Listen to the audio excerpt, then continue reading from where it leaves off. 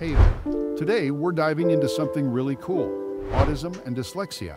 Welcome to the Disorders Care. We are here to help people who are autistic and their families. Let's start with dyslexia. It's when your brain works differently, making it hard to understand letters and words. Imagine trying to read a book, but the letters seem mixed up and confusing. That's what it's like for someone with dyslexia. Now let's talk about how dyslexia shows up in everyday life.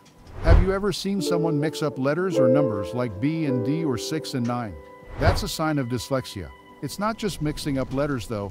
It can also be tough to break down words into sounds or figure out how words are spelled. Spelling can be really tricky too.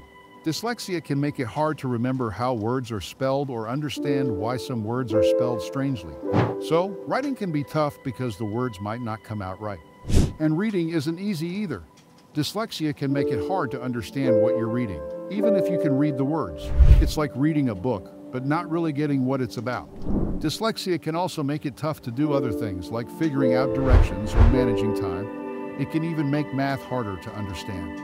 But here's something really interesting. Autism and dyslexia have some things in common. Both can make it hard to understand social stuff, like talking to people or knowing what facial expressions mean. They can also make certain tasks like organizing things or remembering stuff a bit more challenging. Now, let's see how dyslexia can affect everyday life with some examples.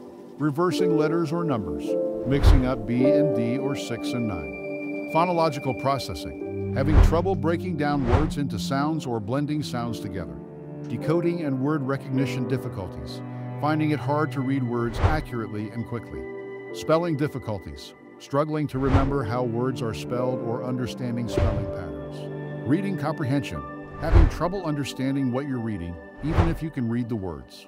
Writing skills, messy handwriting, poor grammar, and difficulty organizing thoughts.